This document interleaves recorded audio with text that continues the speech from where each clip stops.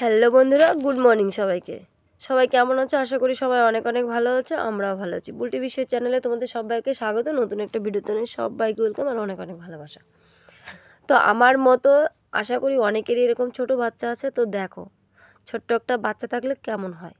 সকালবেলা একটু ঘুম থেকে উঠে ওকে মাটিতে খেলতে দিয়েছিলাম বারান্দায়। ও পুরো ঘর থেকে বেরিয়ে এইখান দিয়ে ঘুরে পুরো মাটি মেখে খেয়ে কি অবস্থা দেখো, কেউ বলবে ওকে। তো তারপরে বাবুকে দেখো ভালো করে মুছিয়ে মুখ টুক ধুয়ে জামা প্যান্ট পরে চুল টুল বেঁধে নিয়ে আমি দোকানে চলে এসেছি। দোকানে এসে বসে আছি। তারপরে দেখো আবার কত আকাম করছে। ওই বালতিটার ওই পাশের ওই ভেতরটায় ঢুকতে পারে বলো? ওইটুকু এইরকম আকাম করে সারা দিন শুধু আকাম করে। তো যাই হোক, তারপরে অঙ্কুশকে স্নান টান করিয়ে রেডি করে বিছানায় শুয়ে রেখেছি। আমি সবে পুজো দিই। তারপরে দেখো সব কাজ বাজ সেরে স্নান করে পুজো টুজো দিয়ে এখন রেডি হব।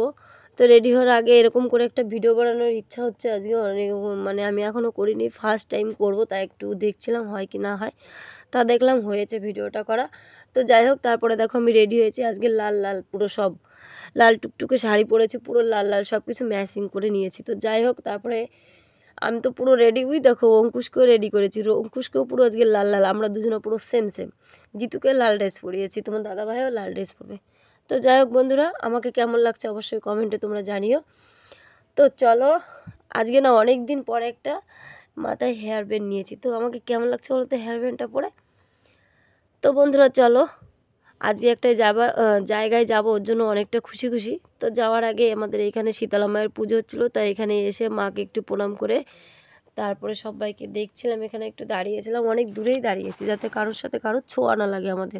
আমাদের অসুখ আছে ওর জন্য। আর শীতলা মা অনেকটা রাগী হয় আমি শুনেছি। তো যাই হোক, দূর থেকে মাকে একটু দেখে নিলাম, দর্শন করলাম, তোমাদেরকেও দেখার একটু সুযোগ করে দিলাম, তোমরাও অবশ্যই দেখে নিও। তো দেখো এখন মায়ের এখানে যজ্ঞ হচ্ছে, পুজো প্রায় অনেকটাই হয়ে গেছে, আর অল্প একটু পুজো হলে বোধহয় হয়ে যাবে।